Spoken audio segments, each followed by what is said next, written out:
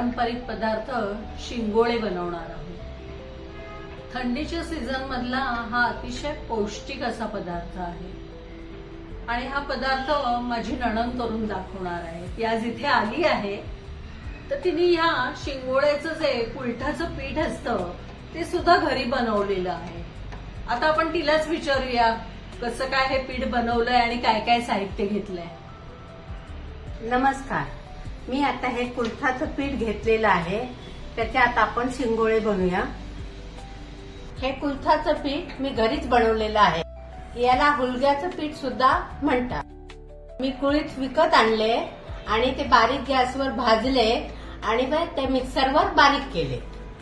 कुलठाच्या पिठाचा आता आपण पहिले घट्ट गोळा बनवून घेऊया ना. होय, त्याच्याकरता काय काय साहित्य आणि किती प्रमाणात घेतले सांगशील? हो सांगते. हे बघ, मी आता लसूण घेतला. 8 ते 10 पाकळ्या लसूण आहे. 1 चमचा आलं आहे. 8 ते 10 हिरव्या मिरच्या आहेत, त्या वाटून घेतलेल्या आहेत. थोडंसं हिंग घेतलंय. अर्धा चमचा हळद घालायची. चवीनुसार मीठ घालायचंय आणि थोडीशी कोथिंबीर घालायची. चला आता आपण पीठ भिजवायला सुरुवात करूया.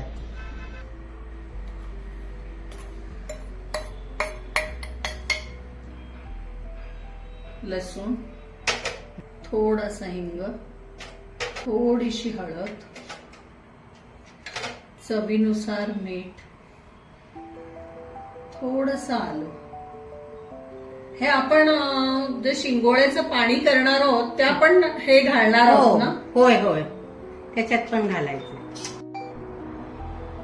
हिरवी मिरची तुमच्या चवीनुसार तुम्ही घाला. थोडंसं आपण लिंबू पिळूया आणि थोडीशी कोथिंबीर घालूया. आता हे सगळं मिक्स केलेलं आहे आणि आता आपण घट्ट गोळा बनवूया. पाणी अगदी थोडं घालायचं, जसं पाहिजे तसंच घालायचं आणि गोळा घट्ट झाला पाहिजे.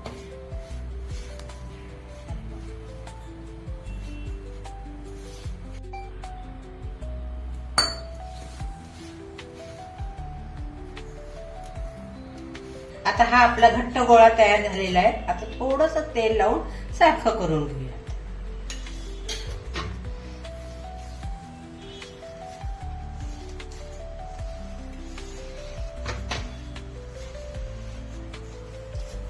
तू आता फोडणी करून घे. अच्छा, त्याच्यामध्ये हा, तेल जास्त घालू ना हा. जरा? हो, तेल जरा जास्त घाल. 4 चमचे 4 चमचे तेल घाल.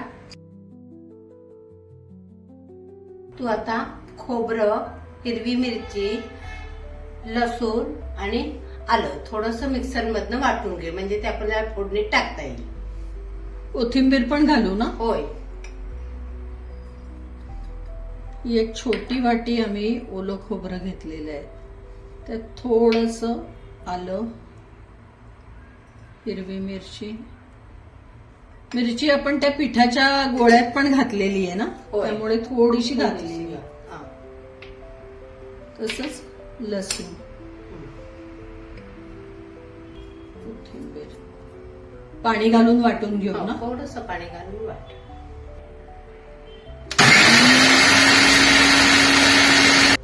तेल तापले. आता त्याच्यात मोहरी, जिरं आणि हिंग घालून फोडणी तयार करून घे. मग त्याच्यातच आपण हे वाटण घालूया का? होय.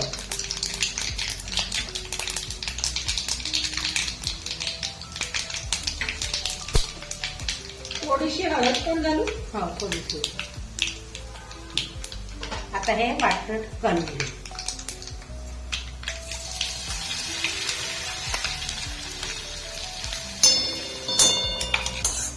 आता हे चांगलं परतत आलंय बघा. आता याच्यात पाणी घालू. हो, घाल.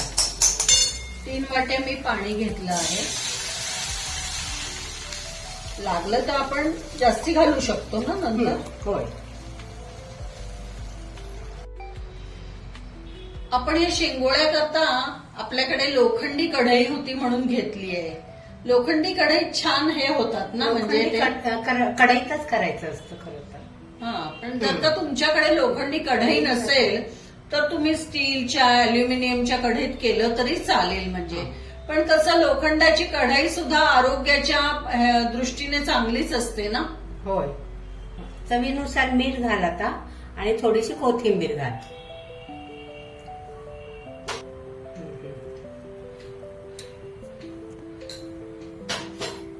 आता हे शिंगोळे आपण हातावर पण करू शकतो किंवा पोळपाटावर पण करू शकतो.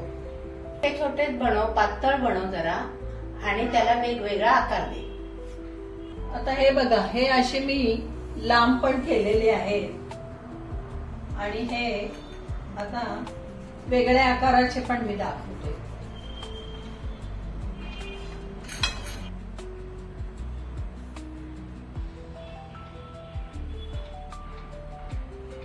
हे बघा, याला आपण चकलीचा पण असा आकार देऊ शकतो ना. होय.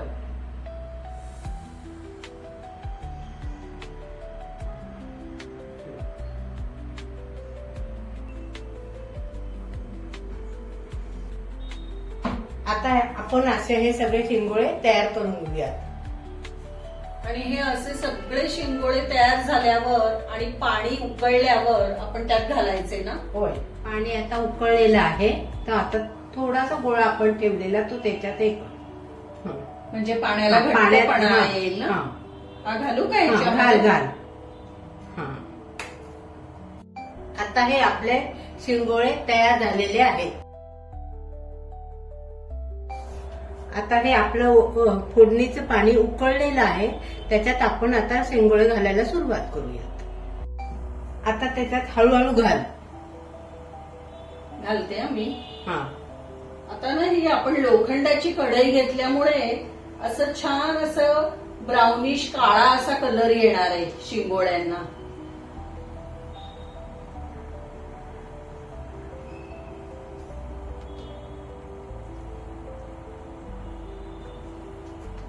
अतिशय पौष्टिक असा हा पदार्थ आहे. थंडीच्या दिवसात तर हा आवर्जून करून खावा. गॅस आता मध्यम आचेवर ठेवलेला आहे. आता आपण सगळे घालून घेऊया. आता 10 मिनिटं झाली आहे, चांगले शिजलेत बघ. हो. आता गॅस बंद करते. हो, गॅस बंद. त्याच्या अगोदर ही कोथिंबीर घालून घेते. बस झालेत आता तयार. गॅस बंद करते.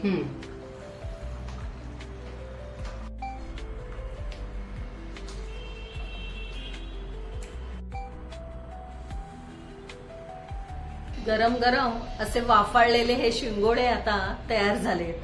काय मस्त दिसतायत ना असे. हो, खूपच छान झालेत ग. थंडीच्या मोसमातले पौष्टिक असे खाण्यासाठी शिंगोळे आपले तयार झाले. तुम्ही हे शिंगोळे वाटीत घेऊन नुसते सुद्धा चमच्याने खाऊ शकता. त्याच्यावर गरम गरम असं साजूक तूप घाला, त्याची चव अजूनच सुंदर येईल. आता या गरम गरम शिंगोळ्याची तू चव घेऊन बघ. चव घेऊन बघते. हा.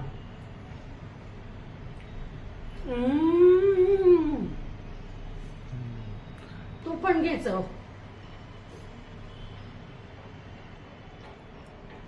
वा, मस्तच झालेत ग. तुला धन्यवाद हा. तू शिंगोळ्यांच्या इथे येऊन रेसिपी केलीस ते, आणि अतिशय छान झालेले आहेत आणि खूप पौष्टिक पण आहे.